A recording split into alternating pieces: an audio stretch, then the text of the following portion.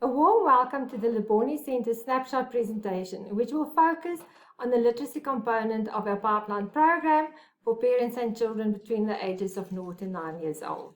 I'm Annalisa Maritz, the Leboni Centre Director, and you would have read from our abstract that we work predominantly in Makanda, previously known as Grahamstown in the Eastern Cape. My colleagues Dee and Cathy will be co-presenting on the various aspects of our pipeline program. However, I do want to highlight our 2020 book campaign, which was an extremely exciting wow program and project last year and helped us focus on the positives rather than the pandemic. The aim of the pipeline program is to create a pathway of projects that parents and children can access between the ages of 0 to 9 years old. Potentially, parents can therefore access these various projects from the child's birth until they complete grade 3, which is purposefully designed to encourage the child to read with meaning by the end of grade 3. I hope the presentation will allow you to see how the projects have been interwoven and connected, stretching across the two phases of ECD and foundation phase, in order to develop a holistic and effective impact on the learners in the particular community that we work in. The implementation of such a pipeline program is impossible without partnerships, which are invaluable, and I must admit that many of our ideas have developed from attending the TASA conferences over the past 10 years. I will start with presenting the hashtag Every Baby Matters project, and thereafter Dee will follow and Cathy. Our journey of literacy support in the local community starts with mothers and babies in the first 1,000 days. It includes 45-minute sessions at clinics, raising awareness of the importance of early literacy from birth and providing age-appropriate Little Hands books as take-home resources. After an external evaluation by Linda Biersteker in 2017, who gave us an enormous amount of feedback and direct and meaningful recommendations, we intentionally made further changes. Over the last 2 years, the purpose changed to exploring the opportunity of linking a clinic-based program with a home-based program. We have reached over 250 parents at the clinic, and 22 parents signed up requesting home visits. 2 trained home visitors have conducted 6 home visits per parent and child while focusing on providing in-depth information. They are issued with a variety of resources such as baby books, toys, blankets, and information handouts. This culminates in the issuing of a baby treasure box, which is specially designed, colorful, and serves as a storage space for resources, but also folds out into a playing mat with pictures of shapes, colors, and numbers. And you would have seen when I introduced our presentation, behind me there were posters which will be provided to the clinics.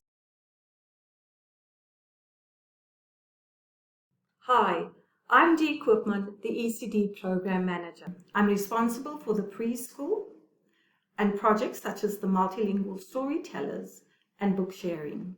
I have the honor of implementing these literacy programs from the 20-month-old baby to that of the larger community. The exciting task of venturing into the different dimensions of literacy is part and parcel of my responsibility. I have the exciting task of venturing into different dimensions of literacy.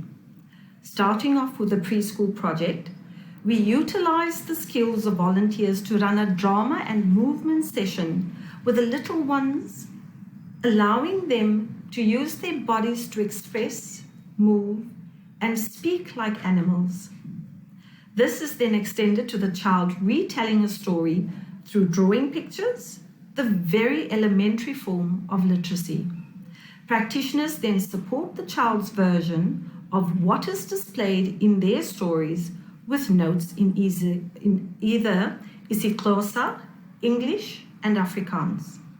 This is the first introduction of linking words to a story, a picture, to literacy. As part of the pipeline project, similar activities are done with the multilingual storytellers, where the very young child fully participates in their own language, cross-pollinating each other and growing their literacy and language skills in all the 3 local languages. The importance of the primary caregiver cannot be overlooked, and we partner with parents through a book sharing project. We teach parents of 20-month-old babies to 5-year-old children how to allow the child to fully read a story with a parent, providing guidance. Positive reinforcement is encouraged to allow the child to read with pleasure. These literacy dimensions are explored through the child's voice, body, movement, and writing.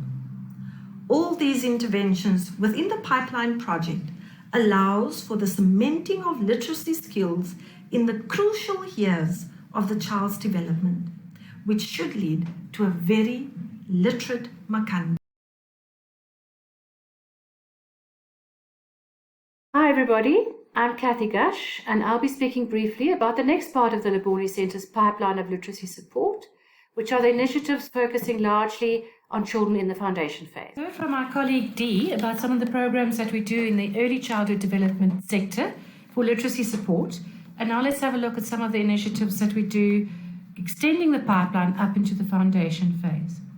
The first of these is Project Read, an initiative supporting learners in grade 1 and 2 at 2 local primary schools using volunteer tutors, B.Ed students from Rhodes University, and the Ready Steady Read and Write program that was developed by WordWorks. The basic program is one of paired reading, have a go writing, and literacy games. The games are a highlight for the children and makes the learning fun and exciting. Sessions are topped off by the volunteers reading a story to their children, usually 2 learners, and then we also allow the children to borrow a book to take home. These sessions happen weekly and are 45 minutes to an hour long. Obviously, there have been challenges with the COVID conditions, but we've tried to overcome these as best we can. To support the above process, we've equipped each of the foundation phase classrooms in our partner schools with a classroom library. This provides all the learners in a class with ready and easy access to exciting, relevant storybooks and non-fiction books. Teachers are trained through a series of 3 workshops on how to select books and set up their classroom libraries. Whereafter, we provide them with book stock, mobile shelving, carpets, and cushions to create attractive reading corners. In order to keep fostering a love and enjoyment of reading, we have instituted reading clubs for grade 3s at our 2 Project Read partner schools. These happen weekly and make use of the Nalibali supplements and the Nalibali approach to reading clubs, which focuses on promoting reading for enjoyment. Further foundation phase support for local learners happens through our aftercare program on site at the Leboni Centre, where we implement the Ready Steady Read Write program with 20 vulnerable children from the area. The Leboni Centre has always believed in providing or creating access to reading materials as a key element of literacy support, especially in homes. Last year, this culminated in a very exciting campaign called 20 Books in 200 Homes in 2020.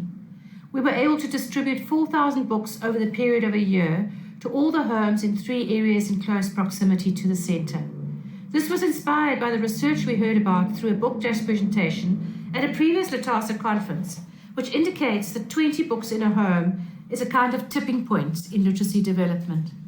A major book donation facilitated by the DG Murray Trust from a partner in the US, as well as book donations from Nalibali, Biblionef and Bookdash, enabled us to provide these books into homes at relatively low cost.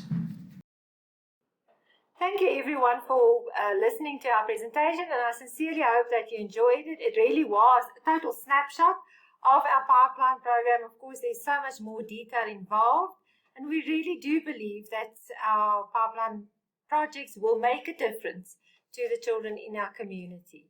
So all the best with all your work, and wonderful to be presenting again.